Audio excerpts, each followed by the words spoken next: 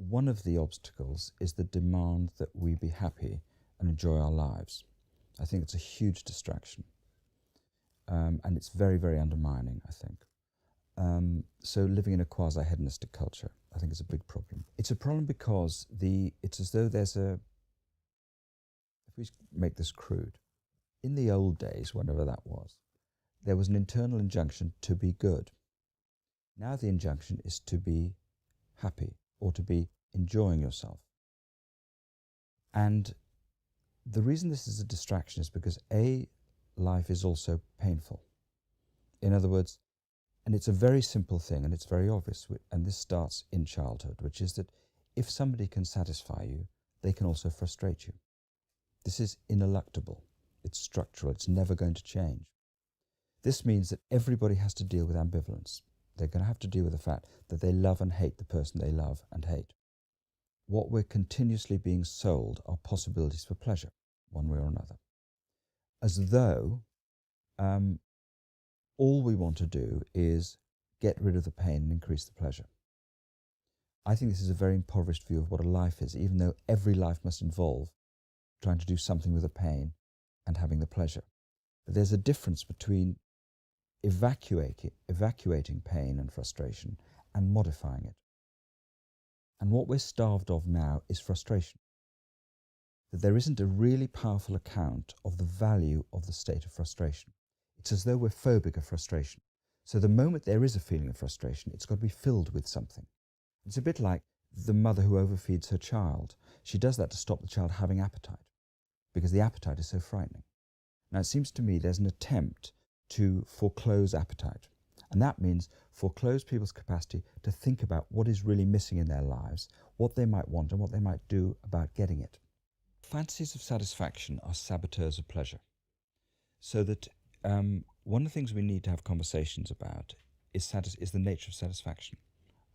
What do we really want? What really gives us pleasure? What kind of pleasures do we want?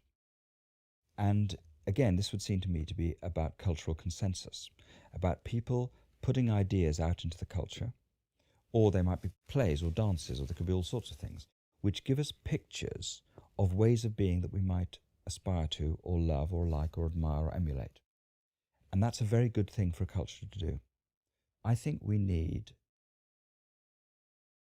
better enticements to adulthood that are not about becoming omnipotent, omniscient, having all the girls, all the money, because this is all trivial and childish. We need better pictures of satisfaction that have more to do with an adult sense of the way the world is. But adulthood has got a really bad press. And for some reason, children are idealized. And I think they're idealized because they're not adults. It's a symptom of real despair in the culture, idealizing children. What it really says is, being adult is a disaster. It's going to be the best period of your life. Being a child's terrible in many ways because you're so helpless. There's so little you can do. I think that it would be possible to have pictures of good lives that are not set up to make one fail, so that a more realistic idea, as opposed to an ideal, would be one that is genuinely attainable. So if a child says to you, a 5-year-old boy says to you, I want to be an astronaut, you don't say, no, you're a 5-year-old child. You say, that's a great idea. If an adult says to you, I want to be an astronaut, you say, are you going to be able to do that, and how are you going to do it? In other words, we would be talking about fictions rather than ideals. We'd be talking about ideas that are more or less transformable rather than simply ideals, which are things you have to comply with. It seems to me ideals very often create sort of fight or flight. Either you run away from it, I get rid of it and produce another one, or you comply with it, or you, as it were, battle with it.